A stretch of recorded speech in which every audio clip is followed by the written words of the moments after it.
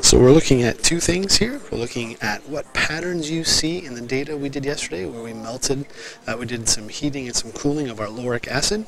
So I want you to answer with your partner, what patterns do you see? And also number two, can you determine the melting point of that lauric acid? Based upon the data, can you determine the melting point? What I'd love for you to do next, please, is I'm going to put your groups together and I want you to compare your patterns. So number one, that you're comparing patterns. And then number two, compare what you think about letter B. Or number two, can you find this melting point? If so, what do you think it is? And let's talk between your data, see what you think. Again, we all use the same stuff, right? So there should be some similarities. Let's see what you think. Okay? So how I'm going to divide this up is like this. Can I have the two of you guys come up with this larger group up here? Can I have the three of you go with the group there? Can I have you go with those two and you two with this one? Go for it. Share your patterns and share your melting point reasons. All right, so let's discuss some patterns that you might have seen in your data. Give me some raised hands. Sir.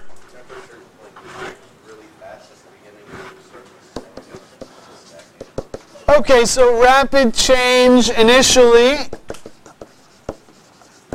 then slowed. Okay. Yes, sir. For like the heating process, it was like it stayed for a bit, and then it would like just skyrocket all the way up like 80 degrees Celsius. So you had like a plateau, you're saying, or what do you mean? Like, at least for our results, because of It was gradual and then it went. it was going down and then it just. Okay, so almost opposite of this. But then for the cold, it skyrocketed down and then was really gradually down. Okay. All right, so I'll put here some opposite of that. Okay. What else? What other patterns did we see? Yes, sir. Shh. Okay, so you had some time when the temperature didn't change. Okay.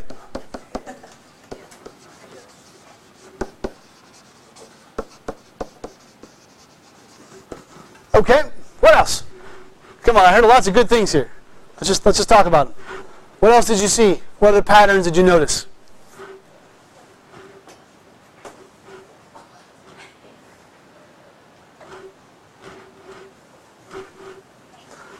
Kirsten, Cami, any patterns you guys saw?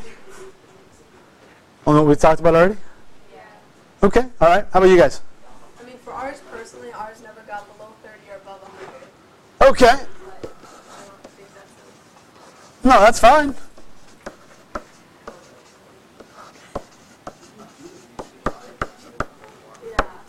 Okay, what else? What else do we got? That's it? Only 3 patterns? That's all we got on the whole thing? Okay. Yes, sir. Shh, shh, shh, shh. Almost exactly half the time to heat up than it. Okay.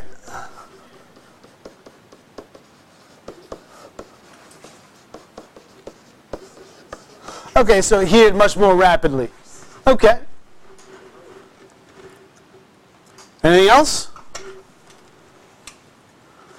Okay, so let me dig a little bit deeper here. I want to talk a little bit about plateaus.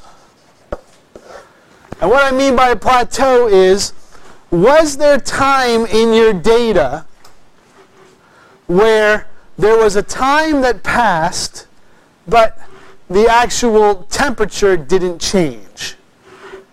Are you with me? So talk about your groups. Do we have any plateaus?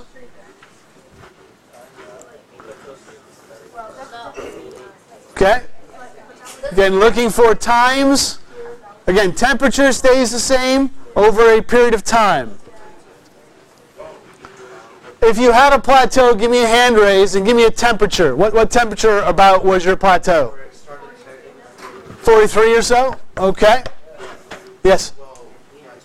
Shh. Yeah. Time is going on, but there's no temperature change. Okay, 29. Okay.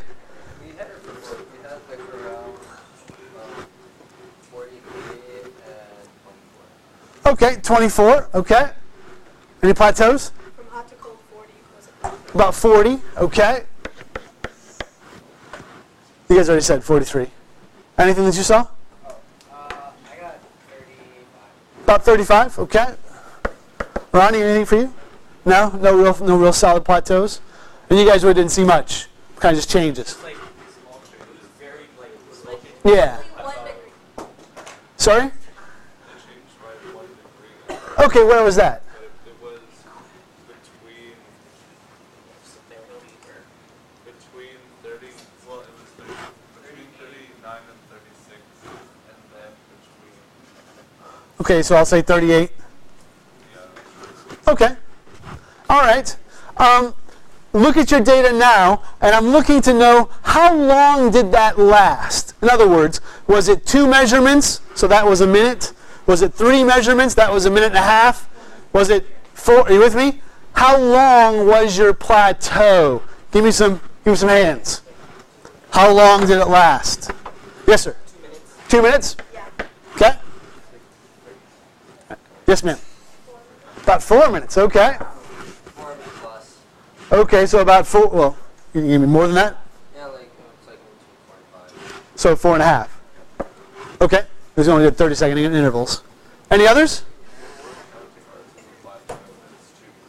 Okay, 2 minutes. Okay, so we had some time frame, right?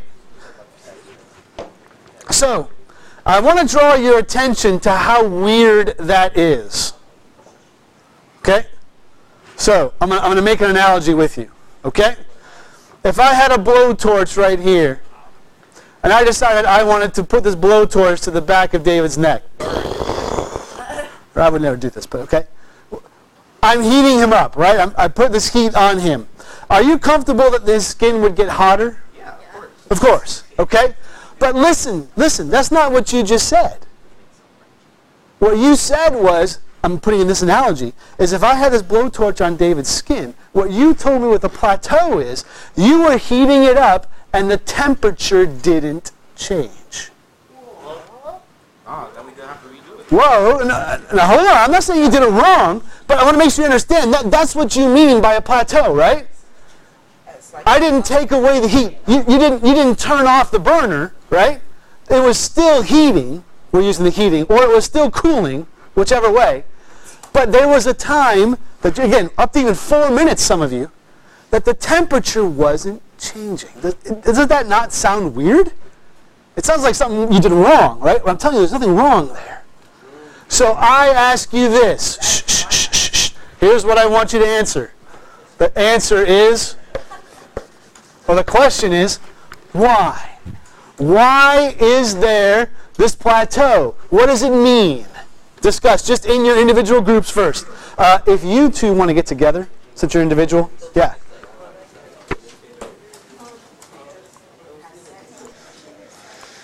All right, I asked you this why question, but I'm going to put it on pause for a second and show you something different. Not that. This. This is a graph that is very similar to what yours was. This is actually a heating graph, a heating curve. But in this case, it's water. You'll notice a couple of things about this one versus the one that you did. This is using minutes, every minute as a dot instead of every 30 seconds. You'll notice the temperature range is much larger than yours, right? On the bottom end of the scale, we're down about negative 10 degrees Celsius, where we start from, and we go all the way up to 120 degrees Celsius. We cool? Okay.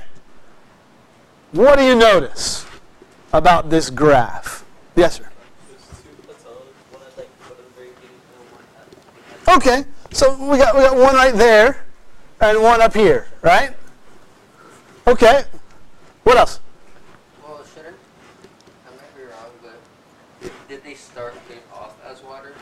Or did it start off as ice? Well, how could you answer that question? They don't tell you. They just tell you that it's H2O, right? This is the curve for H2O. Because like, if I might be wrong, but like if absolute zero, I think is the melting point for ice, that could, if they started off as ice, that could be why, like, at B, it's a plateau. Sh- It's kind of transitioning, and then it goes up, and then at D, it's water turning to gas. I got you. So absolute zero is different than 0 degrees Celsius. I want to make sure that do you all know this absolute zero thing? This is the theoretical point where stuff stops moving, matter stops moving. I'll give you the same little piece that I gave the other class. Are you comfortable that this is kelvins, is how we measure that? 0 degrees kelvins, or I mean degrees. It's 0 Kelvin. But are you comfortable we can never actually reach absolute zero? It's impossible. You say, why? Well, let me give you a demonstration. Are you comfortable that we can be at 1 Kelvin? Right? And that is super duper duper cold. Negative 272 degrees Celsius. Burr. Okay? But if I got 10 times colder than that, right? That would put me at 0.1 Kelvin, right? If I got 10 times colder than that, it'd put me at 0.01 Kelvin. 10 times colder than that would be 0.001 Kelvin. But when will that stop? Never. So are you comfortable you can never actually get to zero? Yes.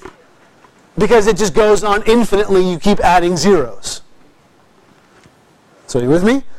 So we can't actually get, we can get pretty darn close to absolute zero, but we can't get to absolute zero. In my mind, that's the best explanation for what infinity means. Like people say infinity, you're like, oh, it's just a big number. No, it's not. It's something that means you keep infinitely going on. You can't stop it. It's not just huge, it's infinite. So with the highest levels of like, they have like That's what he's saying, right? Sure. Stay with us now. Come on, jump in. if they had a room like say it's an experimental room, right? And they made it as cold as possible with like stuff starting to like crack like glass or something. Oh, sure. Absolutely, yeah. Yeah, you can take like the classic example is like a racquetball or a tennis ball or something and put it in liquid nitrogen and freeze it, and then you can shatter it. So what happens if it's like really, really close to altered? Or like when you touch it, you burn your fingers? Oh, absolutely, you'd burn your fingers, yeah. Yeah, even on just liquid nitrogen, Yeah. you can burn your fingers, yeah. All right, come back to me. Shh, shh, shh, shh. All right, so we got distracted here. There's something interesting about this graph. We point out the plateaus, which is good. That's what I want you to focus on. Anything you notice about those plateaus? So the first plateau Shh, shh. is where it would go from a solid to a liquid, and the second plateau is where it goes from a liquid to a gas. So are you comfortable that this would be the melting, right? That this is water we're talking about, right? Water freezes at what temperature? 30 degrees Fahrenheit, but this is in Celsius. So what degrees Celsius does it freeze? At 0. Okay, so that's the melting freezing point. And then what do we say that this was? Going from a liquid to a gas, which again, that'd be the boiling point. Okay? Yeah, absolutely. I mean, that's what it is too. That is exactly how they made Celsius. 0 is freezing, 100 is boiling. Like literally, that's why they made Celsius. Based on water. Shh. Hey, gents. Hey, I need your attention. Because we're American, that's why. Yeah, there's no reason, it's stupidness. Okay, we want to be different. Okay, so let's keep going. What else do you notice about these plateaus? Sir? Okay, yeah, and this is a pretty decent line, right? Yeah, I would agree with that. Not too much time to go, so this was at, what, 6 minutes? This was at 21 minutes. So yeah, 15 minutes to get that hot based upon the amount of heat they were putting on this. We don't know how much, but okay. What else do you notice?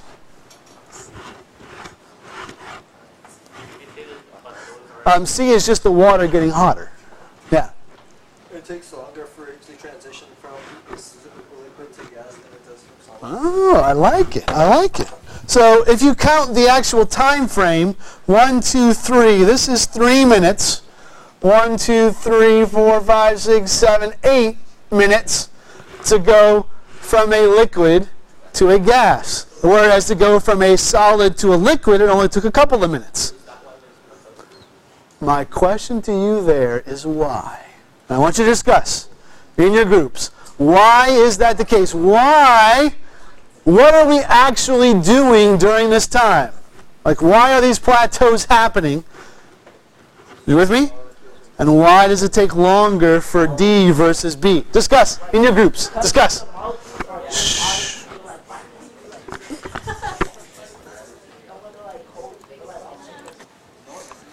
All right, let's jump back in here, friends. Give me an explanation. Why? Why do we have these plateaus?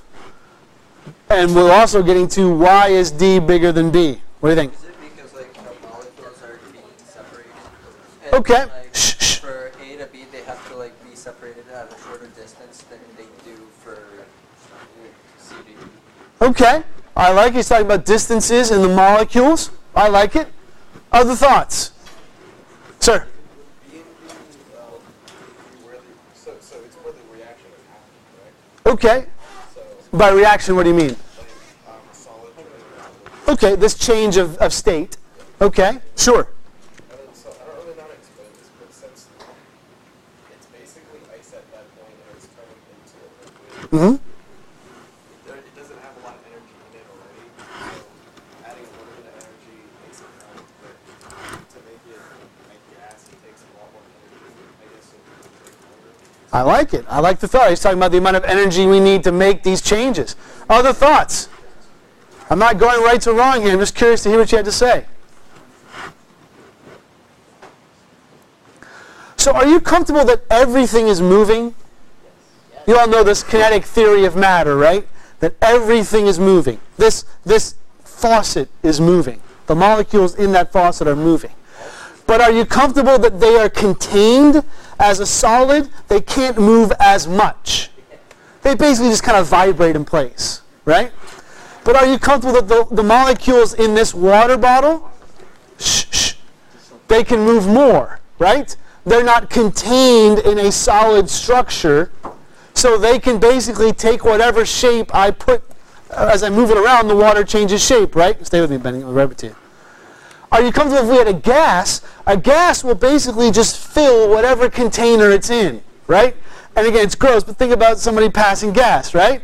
It starts off this little right here, and it goes everywhere, right? It fills the room it's in, okay? And the reason why is because gases are moving faster, right? They have more energy than a liquid does, than a solid does. So therefore, you're absolutely correct that it takes more energy for water, for the molecule H2O, to change from a liquid to a gas. It takes a decent amount of energy, actually. It's one of the reasons why we have life on this planet. Because we have so much water, right? It helps to keep our temperatures fairly steady.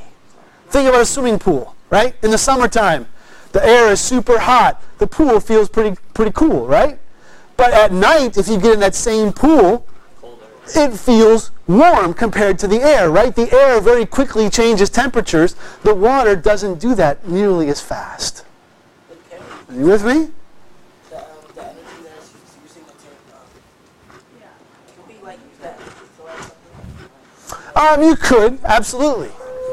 Please stay with me. Let me just finish 30 seconds. So you are using the energy to actually break the bonds. That's the key point.